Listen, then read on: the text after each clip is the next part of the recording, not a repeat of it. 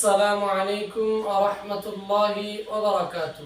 الحمد لله رب العالمين والعاقبة للمتقين والصلاة والسلام على سيد الأنبياء والمرسلين.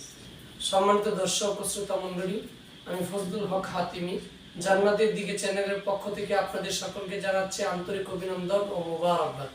আজ আপনাদের সামনে হাজির হয়েছি বছরে কোন কোন দিন রোজা রাখা হারাম এ বিষয়কে নিয়ে। বুখারী শরীফের 1990 নম্বর হাদিস, উমর ইবনুল খাত্তাব রাদিয়াল্লাহু তাআলা আনহু থেকে হাদিসটি বর্ণিত। রাসূল আকরাম সাল্লাল্লাহু আলাইহি ওয়াসাল্লাম বলেন, ঈদুল ফিতরের দিন এবং ঈদুল আযহা এর দিন, এই দুই দিন রোজা রাখা নিষেধ।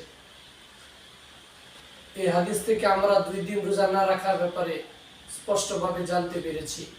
সুনানে ইবনে মাজাহ শরীফের 1720 এবং 1721 নম্বর হাদিস, এই হাদিসের মধ্যে রাসূল আকরাম সাল্লাল্লাহু আলাইহি ওয়াসাল্লাম জিলহজের 11 তারিখ, জিলহজের 12 তারিখ এবং জিলহজের 13 তারিখ এই 3 দিন রোজা রাখতে নিষেধ করেছেন।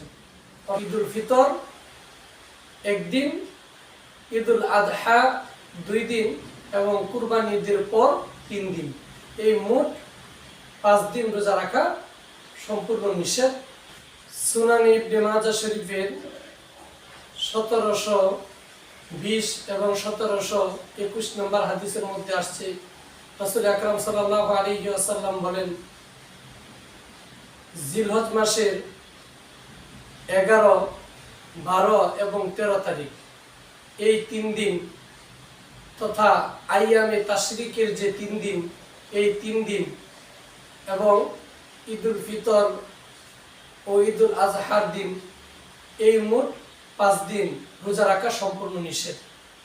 এই 5 দিনের মধ্যে কোনো কাজা রোজা, নফল রোজা বা অন্য যে কোনো রোজা, কোনো প্রকার রোজাই এই 5 দিনের মধ্যে রাখা যাবে না। তাহলে আমরা এই দুইটি হাদিস থেকে সুস্পষ্টভাবে বুঝতে পেরেছি। আল্লাহ তাআলা আমাদের বুঝার আমলের তৌফিক দান করুন।